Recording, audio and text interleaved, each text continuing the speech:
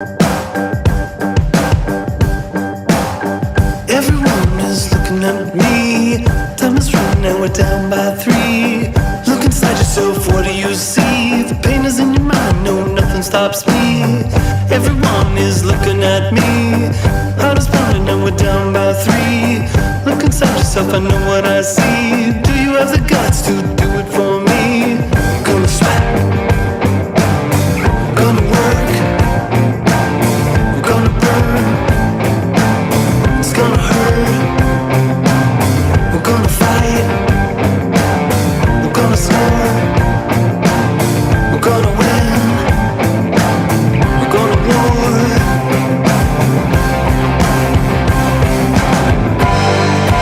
Right of the glass, kick some ass, boom chicka boom chicka, kick some ass, right of the cage, turn the page.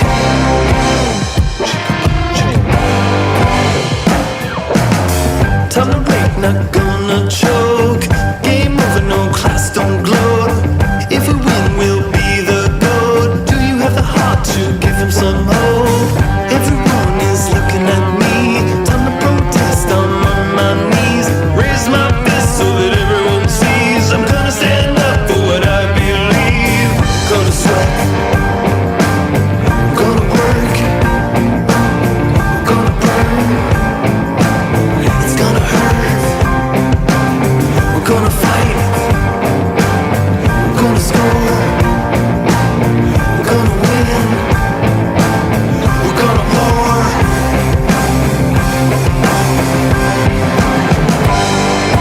Right of the glass, kick some ass, boom chicka boom chicka, kick some ass, right of the cage, turn the page, boom chicka boom chicka, move move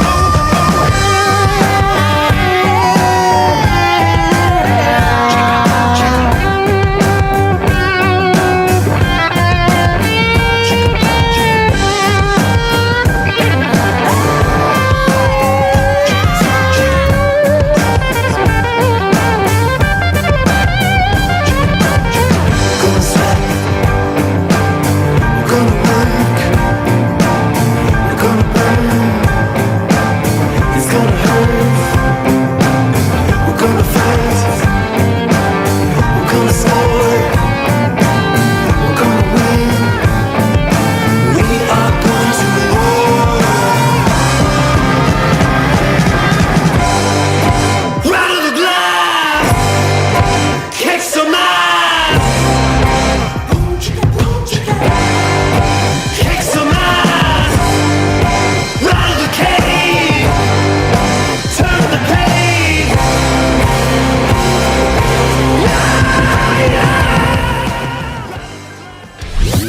Here we go. Welcome to Puckin' Pigskin. Great sports fans talking hockey and football with a dash of everything else. Ready?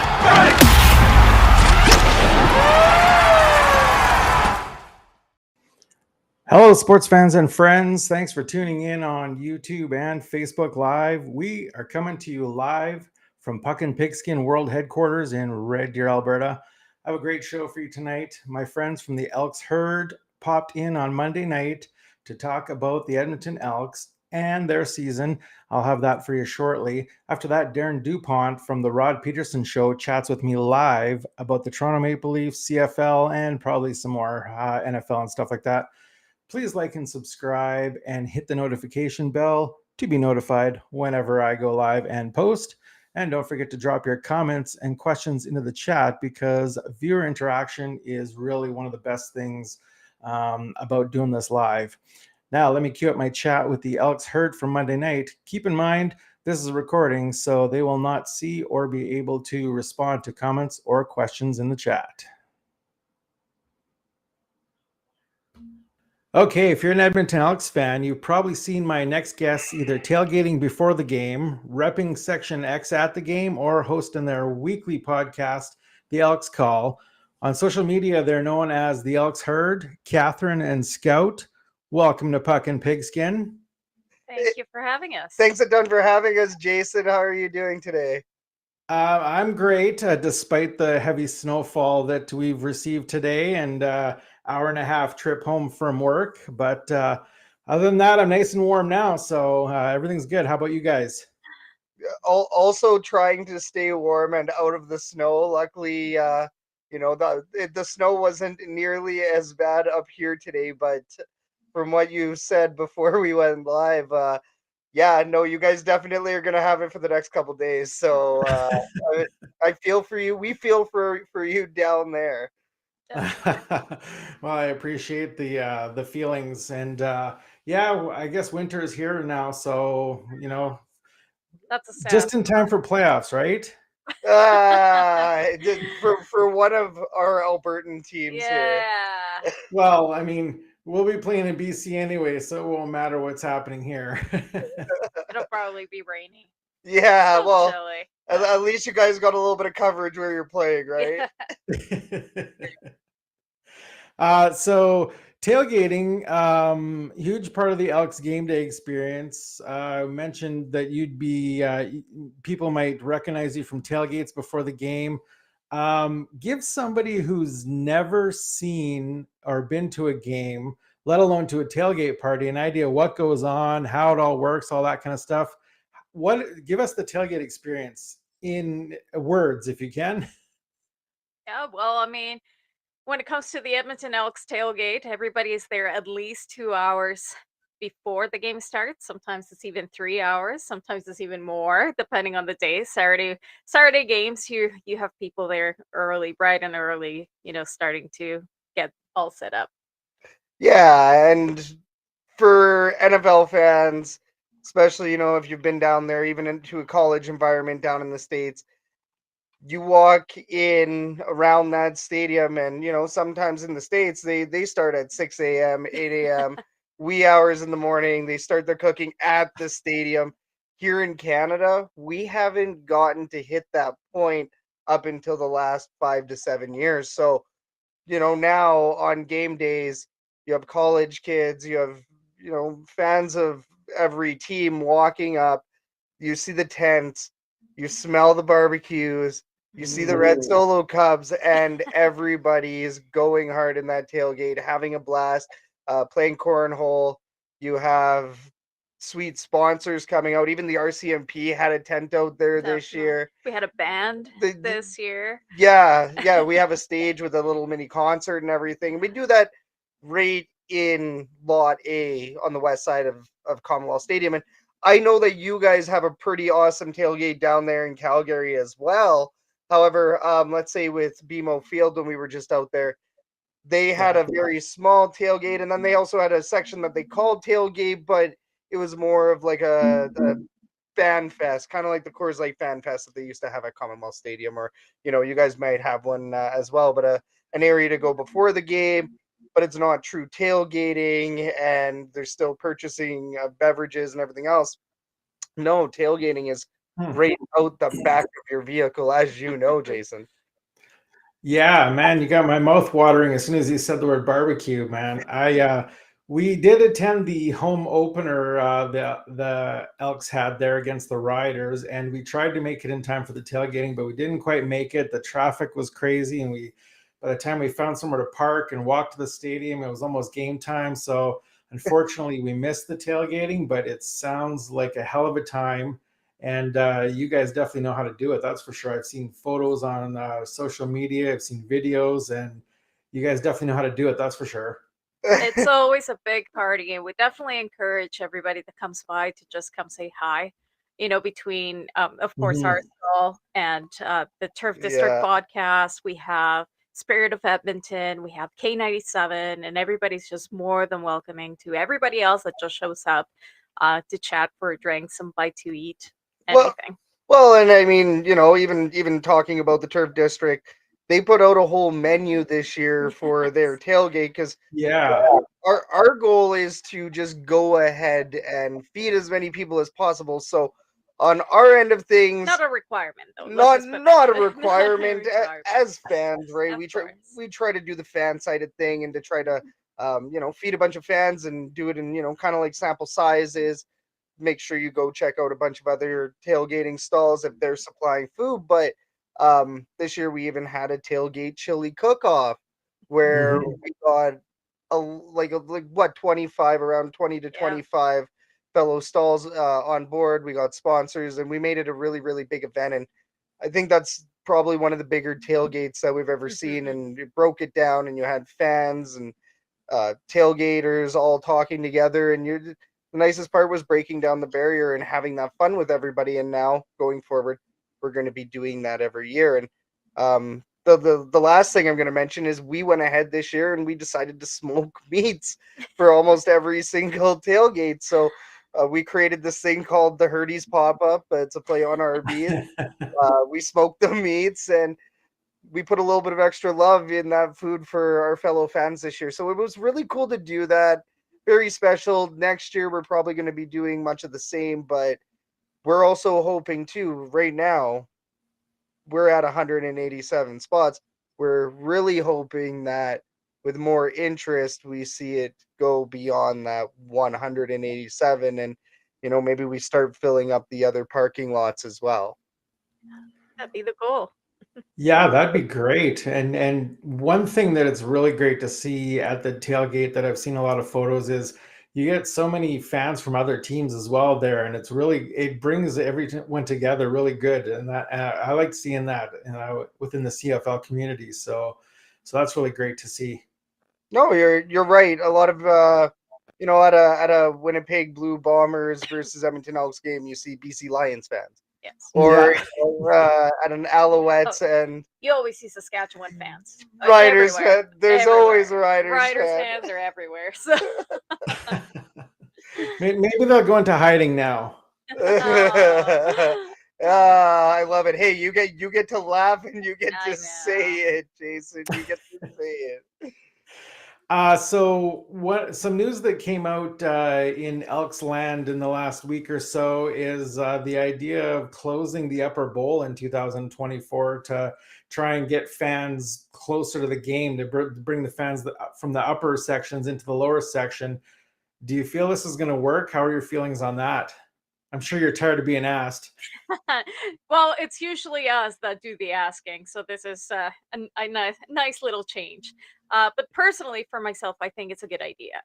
Just because it's such a big place, right? The stadium is absolutely massive. And even at our greatest attendance, it still feels like it could be fuller. So if you bring everybody closer to the action, the ambiance, the environment, everybody will get even more pumped, the noise, right? I think it's a really good opportunity to kind of start feeling that, that fandom of the Edmonton Elks back and try to get that. Yeah, the atmosphere, right? You want to, just like the tailgating stalls, you want to pack every single tailgating stall to build up that atmosphere. The same deal with the lower bowl, and we've been there, for the last 3 years. I've been there since 2013. I've just completed my 10th year as a hardcore fan, but you can tell when the lower bowl is a bit more empty, and of course the upper bowl as well. But the atmosphere at home hasn't been the greatest.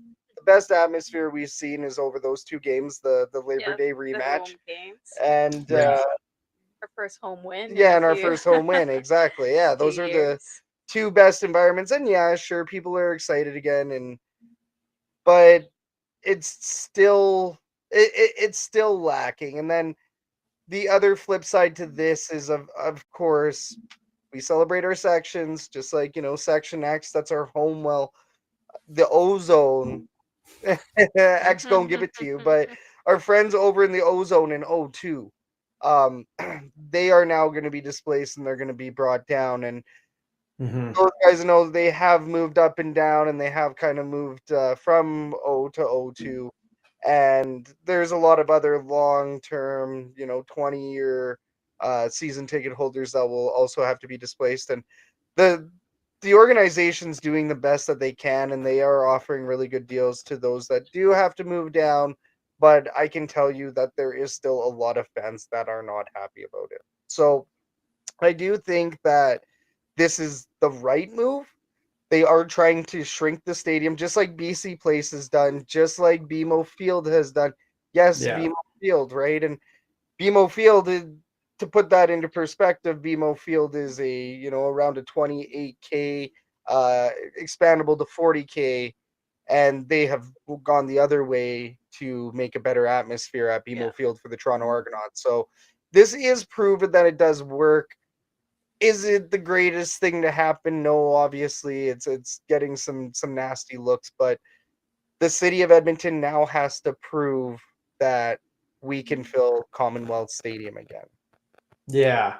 And part of that, of course, is going to come with winning more games and becoming a better ball club on the field, which takes me to my next question. So weeks 1 to 10, the Elks went 0-9. 2 games they lost to the Riders only by a combined 4 points. So they came close in those games. Shortly after that, President Victor Cui, steps down. I'm not sure how much of that was his choice and how much of that was the Eskimos' choice. They'll always be the Eskimos to me, by the way. The Elks' choice. And then you close out the season 4-5. How much of that success towards the end of the season, the little bit of success there, how much of that was due to Victor Cui exiting the situation, do you think? Well, see, it is 2 different sides. So you have your on-the-field product, and then you have your organizational side. Now, do I believe that there is more that Victor could have done, or do I believe that Victor could have had more of a backbone to Chris Jones in some of these decisions, such as playing Trey Ford? Mhm. Instead of, there were early cries to play Trey Ford. Instead of playing Trey Ford, they went to Jared Daggy. The McAdoo scenario, very obvious that the offensive play calling was an issue for the last 2 years, really. So, yes, there is a point where Victor Cui can intervene and maybe, put some pressure on those decisions. Do I think it's a little bit coincidental that Victor's gone? We go through a bye week of changes. It turns out to be a massive organizational shakeup, and of course a coaching positional shakeup, and of course a quarterback change up as well. I think that all of those changes happening all at once was probably what needed to happen in that moment. Is it coincidental? Well, I do think that it may be a little bit incidental, if anything. Yeah. Well, for myself, I really do think that Victor Cui was placed in a very difficult situation. For sure. He took over a team that was on the decline, severely on the decline. And I think he focused a little too much on, the fans and creating an event that people would like to go to, with all of the different events that he created, with all of the, offers and discounts and everything that he threw at the fans to come to games. But what that caused is a lack of, I don't want to say that he wasn't interested in, having too much input on the team itself and the product on the field, but I think that his priorities were not there. Yeah. So when it came to figuring out exactly what needed to happen to make sure that the Elks turned it around and something happened, then unfortunately, that involved his decision as well. Yeah. So I think he was just in a really bad. He was given a really bad chance. Yeah. The best that he could. He's a businessman first and foremost. He might have not necessarily had, the most. Well, actually, no. Never mind. With one championship, he definitely has experience with sports in sports marketing. But I think it was a lot more than just Victor Cui, for sure. Yeah, so Scout touched on Trey Ford there, who was a huge bright spot in the season. And Give me your thoughts on why you feel Jones didn't want Trey Ford to be the starter. Was Chris Jones maybe not privy to Trey Ford's abilities, or what are your thoughts? I don't know. It's hard to say. It's hard to say because I mean, everything is hearsay, right? You get rumors here, you get rumors there. I mean, he did go on an interview and say that he truly believed that Trey Ford was not ready, right? Whether Okay, that yeah, meant more development time, whether that meant that he saw some things that, perhaps now we're seeing at the end of Yeah. the season, a little yeah, Trey Ford. And maybe that's exactly what he was talking about, that he truly felt that maybe Trey Ford wasn't ready for QB1 position. That's my take on it. Yeah, I see. Yeah, it's speculation, and Mhm, that's the unfortunate part. mhm. We don't have the pure facts on it, and it's hard to say if anybody outside of that locker room or even outside of that coaching staff will actually get the hard proof or the hard facts on it. In my opinion, do I think that Stephen McAdoo may have been tied to that decision? I do think that there's a very high chance. Stephen McAdoo and Chris Jones, they're hand in hand. The unfortunate part is that the needle wasn't moving, and they had mentioned it. There was a mention about it on X on Twitter mhm, about how Trey Ford, even under Stephen McAdoo, wouldn't have moved the needle. So had Trey Ford gone into a McAdoo, the Macadon't offense, as some call it, if he had been forced into that scenario and to try to make chicken soup out of chicken, you know what? It would yeah, it would have hurt his development, just like with Taylor Cornelius. Unfortunately, his confidence definitely took a hit. Now, fast forward to the end of the season, Taylor Cornelius is playing the low pressure, short yardage quarterback scenario. And he's Well, excelling and at he's it. excelling. Got his 8th touchdown of the season, rushing touchdown of the season in that last game. So Taylor Cornelius is even flourishing outside of the Macadon't offense. yeah. So after seeing an entire season now, if Trey Ford is the starter next season, what do you think happens with Cornelius? Does he stay in that position, or do you think they try and deal him to maybe get some other key elements? What do you think? I think that Taylor Cornelius, if he does stay with the Double E, he will be going through a contract restructuring. Now, his contract, a lot of that was signing bonus.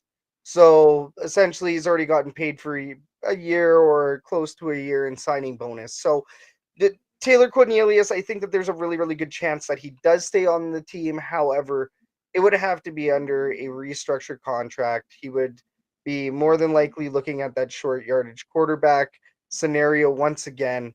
This is a system that works for the Edmonton Elks right now. He actually excelled, and he actually looked like a really amazing short yardage quarterback. Now, one of the more expensive ones, if not the most expensive one in In the the league. league. Yeah, So, and then the other thing with this too, and it's a very good question because we need to free up money up here in Edmonton for the incoming changes that we want to see on the offensive line. So Taylor Cornelius's contract is rather big. So if it does not get restructured, you know, we could be looking at him moving on Yeah. or potentially getting cut, which once again we've already paid a lot in signing bonus. So would it be wise to hold on to him? Sure. Th- Yeah. they did still say today in the media avails that it will be a quarterback competition. So Yeah. oh, everybody, for sure. It has to be, right? yeah, Everybody's playing for their position right now yeah. at the Well, Edmonton Elks, right? But in that specific situation, I do believe that it's going to be very similar to perhaps even the Kenny Lawler situation, right? That you're gonna give Cornelius is gonna have the choice. You either take a pay cut or you go somewhere else yeah. because Yeah. that truly is a very expensive choice right now. And we definitely need to make certain changes, I do believe, especially in the O line. Yeah, speaking of that, let's break down the O line and the D lines. What are your thoughts on those? And can there be Is there room for improvement, or do you think those the O line and the D line did not do too bad? I'll start on this one. So the D line this year was they were actually rather good. Yeah. AC Leonard, he was pretty good this year. He played actually on a couple sides of the ball there. So AC Leonard was good this year. Jake Serezna, um, Coney Ely was good this year. There was a couple guys on that D line that did look good. We do need a little bit of improvement. However, I don't actually think the defensive line was that bad at all. That's what I thought. Yeah. Now the offensive line, completely different story. I want to say that outside of preseason game 1, there was around 2 to 3 games where the offensive line actually looked good. Faku, he had a hard time playing out of position this year. Mark Cordy did good outside of Mark Cordy and, the odd glimpses from Faku. Josiah St. John, extremely mediocre. Yeah, I mean, there is just a couple of sketchy moments. Oh, for sure. I mean, and how many times were we allowing the ball to be run through? Right? We were not stopping the run. We were not giving. We weren't making space for, like, say, Kevin Brown to push through, right? Through some of the really great plays that he just couldn't even make it through his own guys, right? There was a lot of receivers as well that were underutilized, really. I mean, we have some massive talent out there that they just didn't seem to really hit the nail, right? There was a lot to be asked of the O-line, and I think, taking it back to the question, the only problem with the defensive line is that they spent too much time on the field. And really, when it came to the quarter, we were not playing all 4 quarters of football because our D-line was tired, right? And that's when you started things. You would allowing the run, right? Yeah. They would just run big time. Yeah, I watched some of that game here over the weekend, and Oliver, I can never say his name. Oliver was just running through everybody and running wild. The O-line at times looked really good. Like you said, the beginning of the season, game 1 against the Riders, stopping the Riders 3rd and goal on the 1-yard line in that first game, that was insane.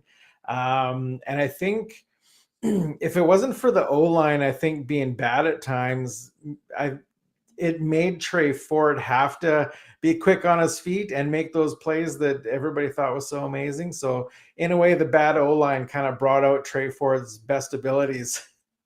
Totally. Well, and the reverse effect of that was in the first 9 games of the season, the bad O-line, allowed for a lot of pressure on Taylor Cornelius, and his play under that intense high pressure was very disappointing to see at times, because whereas, Trey Ford and Taylor Cornelius started to do that. Taylor Cornelius, he tried to get his legs involved, and he started to look good doing that, and then things kind of fell apart, unfortunately. Well, there was no consistency, right? And I think that's been a topic here with the team. Yeah. The lack of consistency, but it was a lot more obvious with somebody that may not necessarily have the athleticism. I don't want to say that because Cornelius definitely has athleticism, but it's just the strengths are a little different, right? So yeah. So finally catching on to playing Trey Ford halfway through the season and coming up with a few wins, 4 wins in the second half of the season. Did that save Chris Jones' job, do you think? The Chris Jones scenario. So it's tough, right? Because the CFL operations cap has the Edmonton Elks absolutely hamstrung when it comes to hiring and firing right now, especially, obviously on the operations side. So Chris Jones, we are not going to say stuck with, because Chris Jones can be an amazing head coach and an amazing defensive coordinator. GM yet to be proven. And the problem with what's happening right now is that Chris Jones is wearing 3 hats. So Chris Jones is not being amazing at one single role.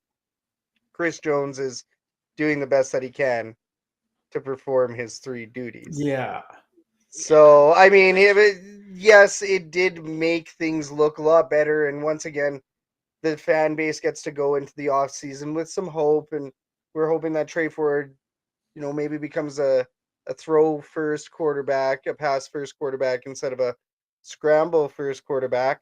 But, or rushing first quarterback. But that being said, Chris Jones, yeah, he's effectively kept the crosshairs off his back and out of his name out of the public eye here for the remainder of the off season. I don't know. People are still yelling for his head. Oh, people are. I mean, you still end the season 4-14 or 4-13. Sorry, but yeah, I mean, obviously nobody is happy with that record, especially when this is the second year in a row when the second year was actually supposed to be promised to be a way better season. But yeah, I mean, based on that, if you were to cut the season in half, well, let's say everything started after the bye week, it changes. This actually wouldn't look like it wouldn't look like a bad year, right? It's just that we blew literally half the season on some really bad experiments in coaching and quarterback. Yeah, that's it's unfortunate with the slow start, and I mean things have been bad since the name change. Yeah, I'm just saying. Well, and that's actually a very, very great point, because as of if this I last weekend, may interrupt, I heard that things were bad even before the name change. Yes. No. I mean, there were a couple of years that were just as questionable before the name change. So I mean, but better yet, the Edmonton Elks have their first return touchdown. As of Saturday night, we got our first return touchdown since they've become the Edmonton Elks. So listen, I'm just gonna say that I think the curse is broken. Something happened. Somebody went and smudged Commonwealth or something. The curse is broken, and now it's just a matter of improving the team, and we've seen improvements. So, well, there you go. So, talking Grey Cup now. I honestly don't have very high hopes for my Stampeders either. I feel that I think the Grey Cup is going to be Winnipeg's to lose. Do you guys think the Blue Bombers are going to make their 4th Grey Cup appearance in a row and possibly a 3rd in 4 years, a Grey Cup win? Or do you think BC or Calgary may be able to overthrow them? Ooh. Yeah, it's kind of like that. It's not an impending doom, but yeah, you can kind of already see that it's going to be a high probability, 90% chance it's going to be Winnipeg versus Toronto for the Grey Cup. Anything can happen any given Sunday or any given Saturday, as it is in the CFL. But and what's interesting about it is I actually think that the Stampeders are going to win against BC. I think they're going to pull off a repeat performance. BC has a really hard time with pressure. The clutch rating is like a -1 with BC, especially Vernon Adams Jr. So I would like to see it be anybody, other than Winnipeg going to the Grey Cup from the West. Even maybe the Stampeders this year, even though Orlando is ABC. Anything to get Winnipeg at this point off the throne. But yeah, I think it's going to be Winnipeg coming out of the West, and then the East, Toronto, Chad Kelly, Swag Kelly. How do you deny that man over there in the East, eh? I definitely agree. I agree with that. I think it's going to be Winnipeg against Toronto, and I really hope that Toronto wins it. Yeah, what about you, Jason?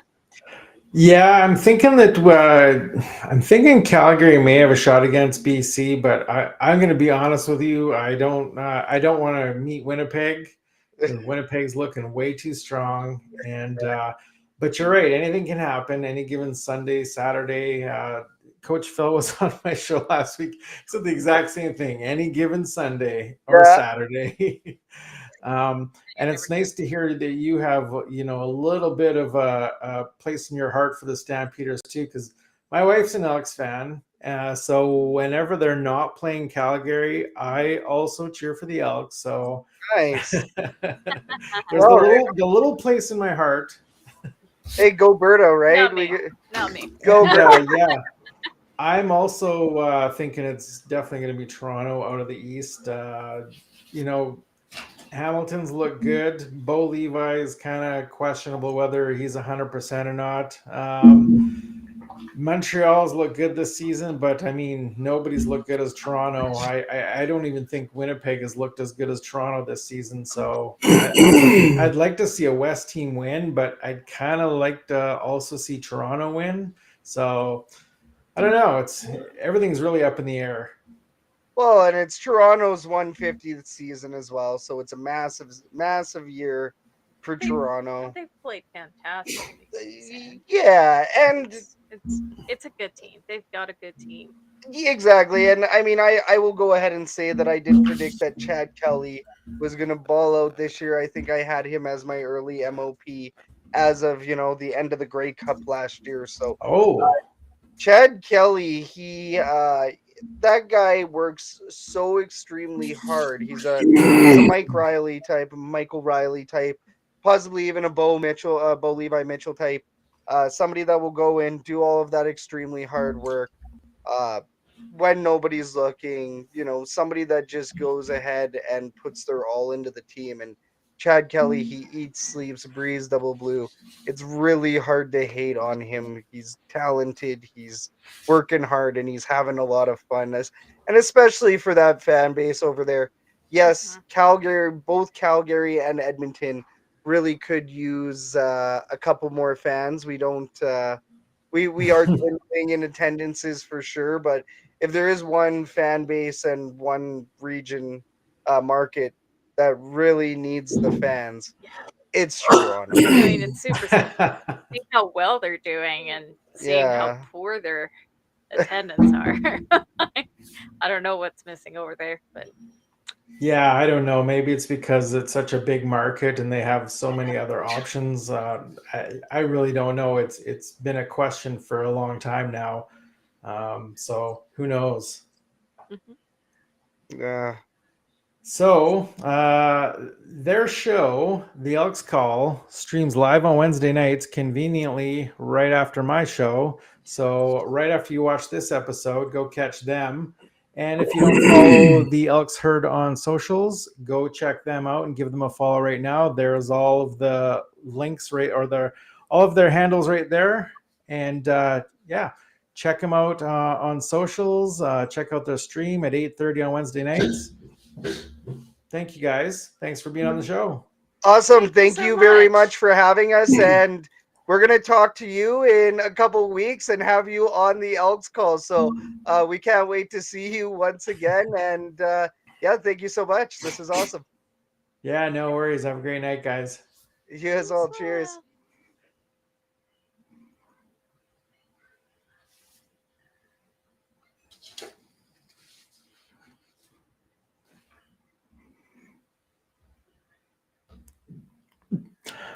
All right. Once again, that was my chat with the Elks Herd, who hosts the Elks Call podcast. And that is coming up right after my show here on the Shotgun Sports. What is the name? Shotgun Sports Network YouTube channel. And once again, that's coming up right after my show. Just waiting for Darren Dupont to be logging in here until he does. I'll just once again remind you to that we're coming to you live from Puck and Pigskin World headquarters in Red Deer, Alberta. Please like and subscribe and hit the notification bell to be notified whenever I go live and post. And don't forget to drop your comments and questions in the chat because viewer interaction is definitely one of the best things about doing this live. So while we're waiting for Darren Dupont to log in, just going to check in on some live scores right now. Let's see who we got going in the NHL right now. We have the Washington Capitals leading the New Jersey Devils 5-4 right now. That is in the third period. NFL Thursday night action coming to you tomorrow. The Buccaneers will be in Buffalo to face the Bills. And then, of course, Sunday, we got a full slate of NFL. Jacksonville's at Pittsburgh, Jets at the Giants, Texans at Panthers, Patriots at Dolphins, Falcons at Titans, Vikings at Packers, Rams at Cowboys, Eagles at Commanders, Saints at Colts, Browns at Seahawks. Taylor Swift and the Chiefs are at the Broncos, Bengals at the 49ers, the Ravens at the Cardinals, and the Bears at the Chargers. Monday night or next week, Las Vegas Raiders at Detroit. I'm just going to take a break for a few minutes here while we wait for Darren Dupont to log in, and we'll have a chat with Darren Dupont hopefully soon.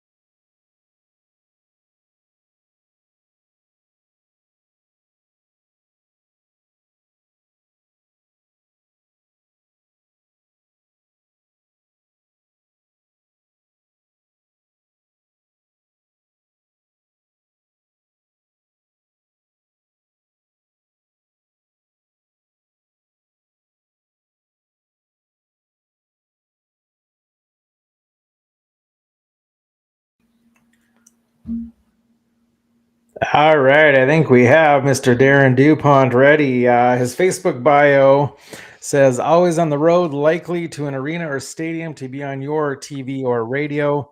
He's the owner of Dupont Media and co-host of the Rod Pedersen Show on YouTube, Game Plus Network, and more. Darren Moose Dupont, welcome to Puck and Pigskin. Hey, man, it's good to be on. How are you? I am doing well. How are you? Doing great. Doing great. That's good. That's good. There's a few minutes of dead air there while we had some technical difficulties here, but we got them all sorted out and we're ready to go. Okay. So let's dive right in, Darren. You guys have had the Rod Pedersen Show going on live every Wednesday or every weekday now for over 3 years. Episode 1107 just aired this morning, and there have been so many changes to the show. Give me your quick thoughts about how much has changed and how much of a proud papa you are of your baby. Yeah, it's pretty awesome to see how much it's changed and how much it's grown. I mean, since day one, when we had an empty studio in a hollow room with technical difficulties and an empty desk and all the kind of things that went on to, everywhere it's gone since, and the level of guests we've had and how we've been able to, broadcast from, every corner of North America, really. I mean, from the West Coast and Vancouver area to Montreal, Toronto, here in the GTA, to Florida, to LA, like we literally hit the corners of the continent, which has been pretty cool. So, yeah, it's been fun. It's been fun watching it grow and develop and change, and all for the better. Yeah, and anyone who follows the show knows that you, of course, moved from Regina to Toronto. Was that a business move for something coming up with Dupont Media, or was that just a personal choice? Little a column A, little a column B. Nothing I can announce yet, but yeah, little personal for sure. Definitely a little business. So lots of fun things happening. It's good to be closer. Our TV partners are out here at Anthem Sports and Entertainment, so it's good to be out here, build those relationships, and personally too. So it's been great. Just a little teaser for you. I can't wait to see what you got coming up. I'm always excited for new things, especially when they have anything to do with sports, which I'm hoping they do. Yeah. Stay tuned. Stay tuned. Let's get into some Leafs talk. Now, being in the West and being a Flames fan, and I watch the Oilers, of course, because my wife's an Oilers fan. I don't watch a whole lot of Maple Leafs, but Matthews starts the season, back-to-back hat tricks. Ryan Reeves gets in some tussles. Jake Muzzin retires, and Woll is taking the net from Samsonov. Do I pretty much have the Leafs season covered so far? It's pretty much it. Yeah, that's pretty much in a nutshell. It's never quiet, and it's never boring when it comes. Well, I mean, it's like that in every market, but that's pretty much summed it up. Yeah. Is there give me some good that you see so far in the season, and then maybe some bad if there is any? Yeah, obviously it's good to see Matthews scoring at a good clip. I mean, ever since the two hat tricks were great. I mean, who could have seen that coming? It's been a little quiet since, but he got one back against Washington, so that's good. Yeah. I think William Nylander's been the most impressive Leaf, as you would maybe expect. A contract year for him, right? But he's been very good, and not just putting up points, but he dictates play. And that's one thing you notice with special players. And I don't know if he's not putting him in the McDavid category, but I think he's kind of on the edge of being a special player, like players that you really notice. I notice when he's on the ice a lot, which is pretty impressive. Almost more than I notice Matthews on the ice. Not saying that he's eclipsed Austin Matthews, but he's there. I know you obviously notice when McDavid's on the ice. You notice when Connor Bedard is on the ice. You notice when William Nylander's on the ice. So I think that's good. Quietly, John Tavares has gone about it, a point a game, and that's been good. Everybody wants to talk about the big cap hit and whatnot that he brings in, but he's quietly earned it, every bit of it, including, I mean, maybe the biggest goal in a decade for Leaf fans in that overtime game against Tampa to secure the series, right? So yeah, he's earned it. Wool has been a pleasant surprise. I think I've seen somewhere somebody predicted that he's going to take over the net and be the starter by the end of the year. I think that was on Hockey Night in Canada, in a bold prediction. So that was pretty cool. What hasn't been great, they haven't started great. They started better against Tampa, even though they got behind early. They had a lot of shots. Things didn't go their way. They haven't started games great. And just a little bit of the consistency is missing. I still think a little of that jam. I mean, even though you brought in Reeves and, Max Domi's done a good job, picked up a few points now in the last couple of games. He seems to be finding his groove after a real tough start. But I still think this team needs to grow a little bit, but so far so good. No need to panic. And I think the only bad thing I can say right now is obviously the play of Samsonov. He hasn't been the goaltender that they obviously are wanting in the starter net. And yeah, right now the net is Wool's to lose, I would say. Well, it is. I completely agree with you. I mean, he let in, I want to say it was 3 goals on 4 shots early against Tampa. Got pulled. Wall comes in. I think he made 28 saves the rest of the way.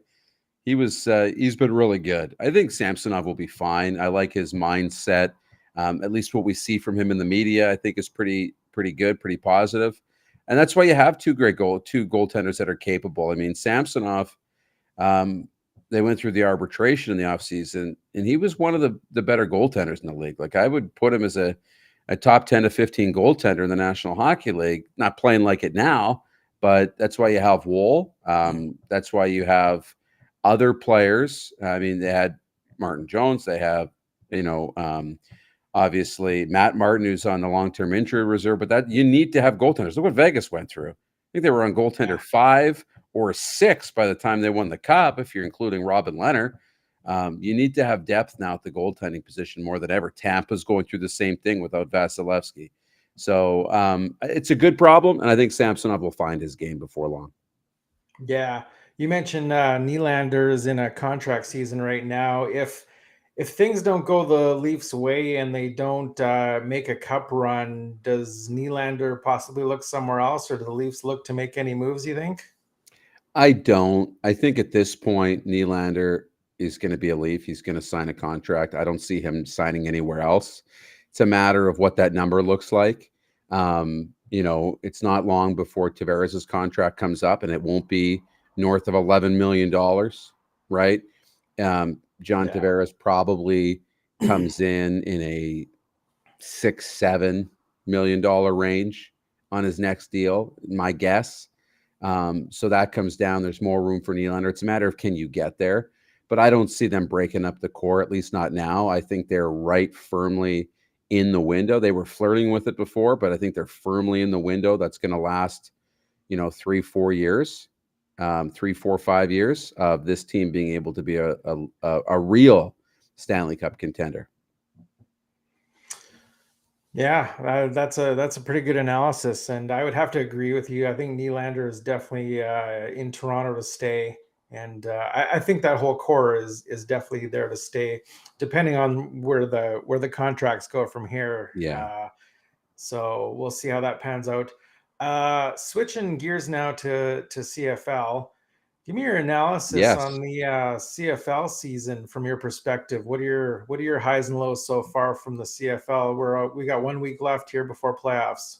Yeah, it's been a fun season to follow. There's been lots of great storylines. I mean, at the top, Winnipeg continuing to do their thing, but Toronto probably has to be at the top of this. They're setting franchise records. The way that, Chad Kelly, let's remember in the offseason, McLeod Bethel Thompson, who very quietly was the league's best quarterback last year. I mean, he wasn't the MOP, Zach Caleros was, but he was the league's leading passer. And he doesn't finish the Grey Cup game.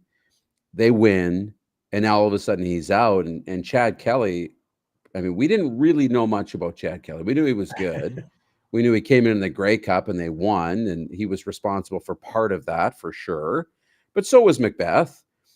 But they gave him the keys to the franchise. And so we didn't know what he could do. And full marks to Chad Kelly. He came in and engineered the best season, I believe, in Argos history, right? If not one of them. So They answered a lot of questions, and that's really good. So the team is really sustained right now, it feels like, in Toronto, and that's a big credit to Ryan Dinwiddie, who should be the coach of the year in the Canadian Football League. The BC Lions, great storyline, and what Vernon Adams Jr. has been able to do.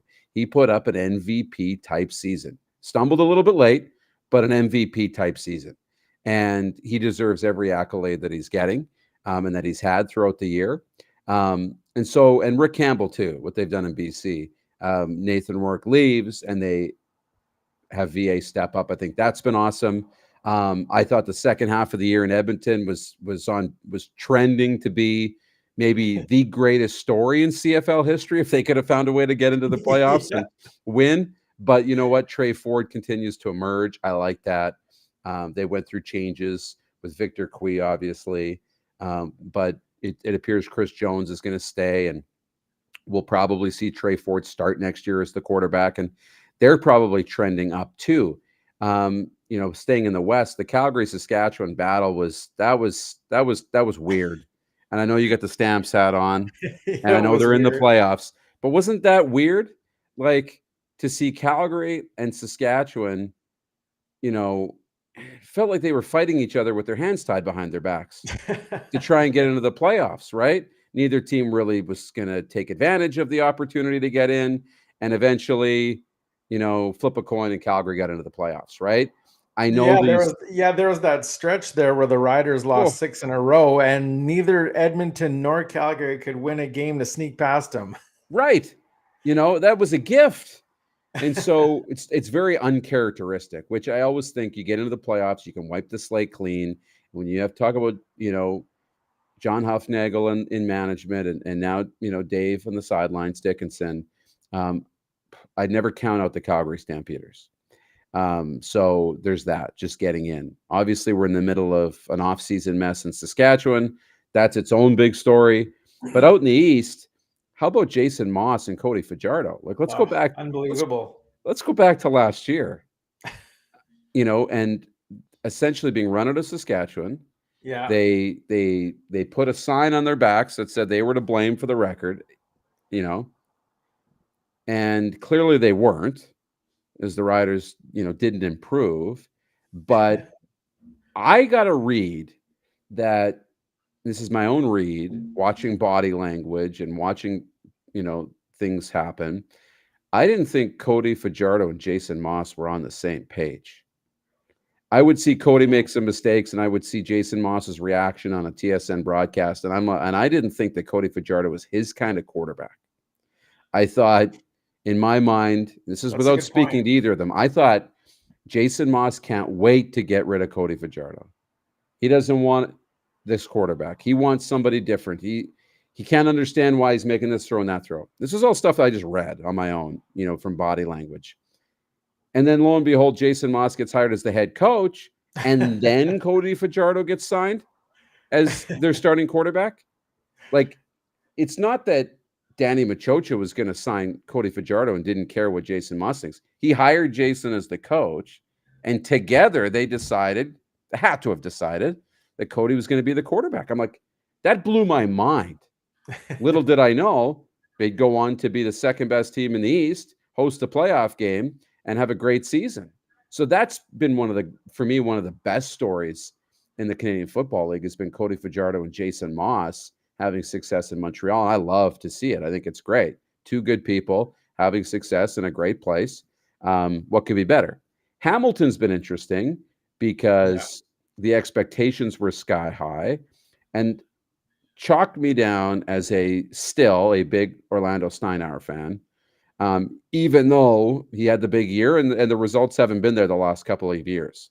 The record's dwindling. So I think there's some pressure on him maybe to win this playoff game, or there might be some question marks there. They might want to go in a different direction. But Steinauer and Hamilton, interesting, especially with Bo going out and Powell coming in, and they've had some different guys in and out. I didn't think they were going to be a playoff team for a while. But here they are, and with the Grey Cup at home, one win away from getting to an East final, which could be pretty electric if it's in Toronto at BMO against, their rivals in the Argos. And And then probably my biggest, disappointment was in Ottawa. I thought Bob Dice had him turned around, and maybe he is. I hope he gets another shot at this. I hope he gets another year. Very unfortunate that you've got another situation where a quarterback goes down. How big is it in the Canadian Football League that you lose your quarterback, you lose your season? Happened in Ottawa, happened in Saskatchewan. Look who's on the outside looking in. And Edmonton, well, didn't have the right quarterback playing. We look back, hindsight, right? So it's as simple as that.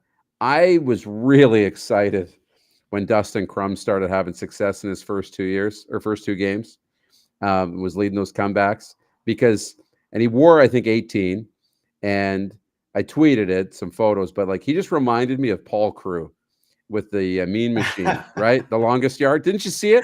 And I put I don't know if you post-produce this, but you should put the photos up because the jerseys look identical. He's wearing the same number as Paul Crew. He's engineering these wins, as the back. He's just, and then it just, whoop, it was over, right? Then all of a sudden we never heard from Dustin Crum, and I was a little disappointed because I jumped on the bandwagon from day one, and I was a big fan. I thought this is going to be the Mean Machine and in Ottawa, and they're going to get in. It's going to be great. So the fact that they didn't string it together was disappointing for me, but I think that pretty much sums it up. I think it was a great season, and I'm curious to see what happens in the playoffs. I'd never thought of that Paul Crew thing before, but you're absolutely right. Pull up the tweet. You got to go back in my Twitter timeline, but pull it up. It's pretty good. Now, one thing that was talked about during the season was the Elks closing their upper bowl in 2024. Yes. I personally like this move, and I like to see maybe more teams do this to get a higher concentration of fans in the lower sections and closer to the game to maybe bring a little more spark to the game. You being a media and marketing kind of guy, how do you feel about that? You're not a season ticket holder. So I do understand in Edmonton, right? I do understand the season ticket holders. So a second deck seat in rows 1 to 10 between the 40s is way better than sitting in the lower bowl at the 10-yard line, right? Yeah. So I get that. You're going to lose a lot of really great seats, and that's unfortunate, especially for long-time season ticket holders. So what I would do, I don't know how you do it. I would give them a lower bowl seat, if you're going to close off the upper deck. But then I would offer them, the first time it's going to be opened, they can move. They can get the first opportunity to move upstairs, right? I would give them the first chance because that's important. I do understand, though, it's about the atmosphere. So you want to make sure the atmosphere is there. And the thing that sucks is, how are they going to handle those fans that were paying for those second deck seats in the middle, right? Are they going to, for the same price, get moved into the lower bowl in the end zone to have that 50-yard line seat that they maybe have had for 30 years? Are they going to be asked to pay twice as much money? Yeah. I hope not, right? So I hope there's something there. That's a problem they're going to have to deal with. They know that. But, from a environment, from a game day experience, I think having a full lower bowl is going to be better. It's going to look better on TV. It's an issue in Toronto. What you see on TV and what the building looks like are two kind of different things, because when you look on TV, it's the biggest side of the stadium. There's no suites over there, really. It's a big side of the stadium, and the lower bowl is kind of somewhat spattering of fans, maybe half full, 3/4 full. And the upper deck on that side is closed off most games, right? Yeah. Meanwhile, the side that the teams are on, because they're on the same side of the field, and the side that you don't see on camera is full. It's full, packed with the most passionate fans. Yeah. And so that's part of why Toronto gets a bad rap. You go to the game in Toronto and you're pretty excited. So I'm like, this is a lot of fun. I've been to a few since I've been here. It's a lot of fun. The fans are great. They're all decked out. But you look across and it doesn't look very good. And that's an issue I think that other stadiums have. And I see it all the time. I do university football games on TV, and I see they only open one side of these big stadiums in Regina, Calgary. And I don't know. I can't remember off the top of my head what they opened in Winnipeg, but I've been there a few times too. But Calgary, Regina for sure in CFL stadiums, they only open the one sideline, the one side of the stadium for fans. And it's the side that the camera doesn't see. Right? And that's a problem. But I get it. That's where the parking lot is. That's where the concessions are going to be open. You don't want to route people all the way around. There's a lot of expenses. Like there's reasons they do it. It's not just that they don't know what they're doing. Yeah. But it's just unfortunate from a TV perspective because we get to shoot at an empty stadium and the viewer at home doesn't get to see who's in the building. And that's a disservice to the product. So I think the shots on TV will be great, especially, it'll be very much like the bubble in hockey. Yeah.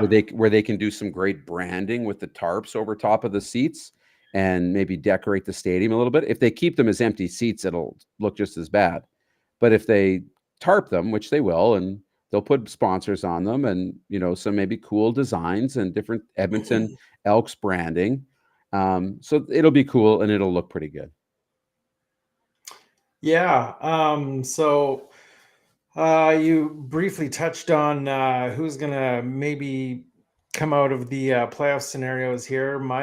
I think Calgary may have a shot at beating BC as they did last week. And I don't think they're going to get through Winnipeg. And in the East, I'd say I think that Montreal is going to pull out the win against Hamilton, but I don't think anyone's beaten Toronto. I'm going to call a Toronto Grey Cup. What do you think? Yeah, I'm going to call a Toronto-Winnipeg Grey Cup. And, I don't know who's going to win it. I just think it's going to be fun, especially like I'd like to see Hamilton in it. Yeah. For reasons, I mean, the home team, and it's been a while since they've won, right? So I think that would be great. And I'd like to see Bo Levi as the quarterback in that game, which would be great. But I'd also like to see Montreal in it. Jason Moss and Cody Fajardo would be a great story. That'd be a hell of a story. Oh, would be awesome. Hell of a finish. Wouldn't it? And I wouldn't mind like any of Calgary and BC and Winnipeg. Like I would say I'd like to see BC or Calgary in the game just because I like to see different teams in the game. Yeah. So, Winnipeg, great franchise. I've got nothing against Winnipeg, but let's see somebody new. And for that reason, that's why I would say Winnipeg or Hamilton or Montreal. But with what's happened this year, Toronto being so good, Winnipeg continuing to be as good as we expected them to be. And then what happened for the game in Winnipeg when they sold it out and Toronto didn't dress everybody and Chad Kelly didn't play. And they were mad in Winnipeg, right? They got beat in the Grey Cup and they never got a chance to get their revenge when they met in the regular season. Because winning that game doesn't feel like you got your revenge because you didn't play the best version of the Argonauts. Right. So I feel like we all need that matchup. Winnipeg needs it. Toronto needs it. It's a chance to prove for sure that you're better, right? Chance for Winnipeg to get their revenge. I think it could be a lot of fun. And I think there's just some sneaky bad blood building between the Argos and Bombers. And it's an easy storyline for us in the media to pull at to try and draw up some more bad blood. Yeah, that's for sure. Yeah, you're right about wanting to see somebody different in there, though. Yeah, but, man, Winnipeg is just they're like the New England Patriots of the CFL right now. And they're fun to watch too. Like they're not a boring football team. They make plays. They've got playmakers and Canadian playmakers. Yeah. So hopping over to your Tennessee Titans real quick here before we wrap things up. It looks like your second round pick, Will, I don't know how you say his last name. Levis or Lee? Yeah, Levis. Looks like he's going to start a quarterback this week. If you would have said Levi's, I'd have known for sure you were from ranch country. I knew for sure it was not Levi's. But yeah, it looks like he's going to get the start this week. How do you think he's going to do there? A lot of Titans fans are turning on Ryan Tannehill. I'm not. I think Ryan Tannehill is a great player, a good leader, and he's really put Tennessee back on the map as a quarterback. Led us to a first place in the AFC not that long ago. but he's struggled this year. He really has. And now he's dealing with an ankle injury, and I don't want to see him push through it. We've seen Malik Willis. He had a great preseason, 3rd-round pick last year. But in regular season play, we just haven't seen it from him. The decision-making is not there in quick enough time. The thing on Will Levis, and I haven't always been the biggest Will Levis fan since he got drafted. I didn't know that the Titans made the right choice, but he's good at Kentucky. He seems to have a good arm and a good read. We didn't really get to see him in the preseason, so I'm curious to see what Will Levis can do. I hope he gets the start and plays. Sounds like he's going to. I hope they don't rotate, and I'd like to see what he can do. Can he force the ball and get DeAndre Hopkins involved on a regular basis? That will be interesting to me. You know, what will they do? Tim Kelly, the offensive coordinator, mixing in the run and the pass, you know, and how much will he get Derrick Henry involved? That's interesting to me.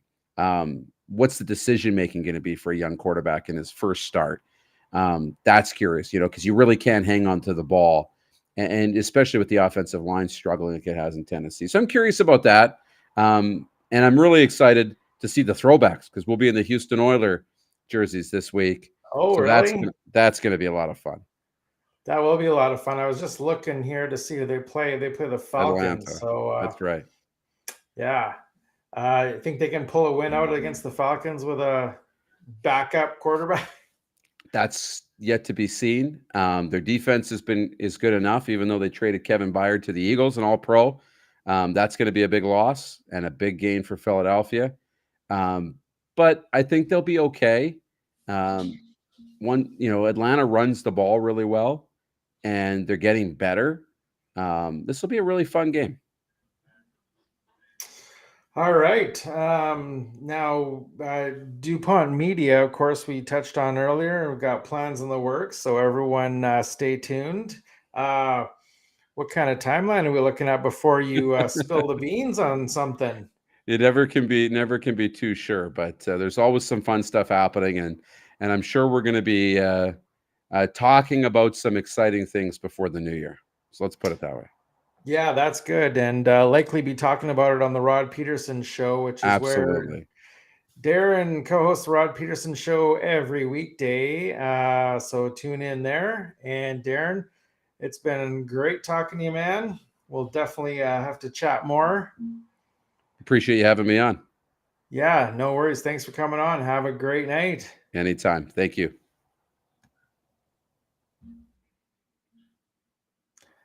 All right. Once again, that's Darren Dupont from the Rod Pedersen Show and Dupont Media.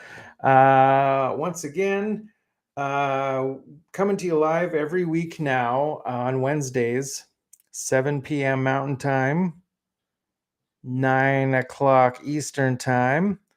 We are going to come to you live here from the Puck and Pigskin World Headquarters in Red Deer, Alberta. Go check out the Elks Call for my friends Katherine and Scott, a.k.a. the Elks Herd, right now, or actually shortly, 8:30 here on the Shotgun Sports Network YouTube channel. And from the Puck and Pigskin World Headquarters in Red Deer, Alberta, have a great night.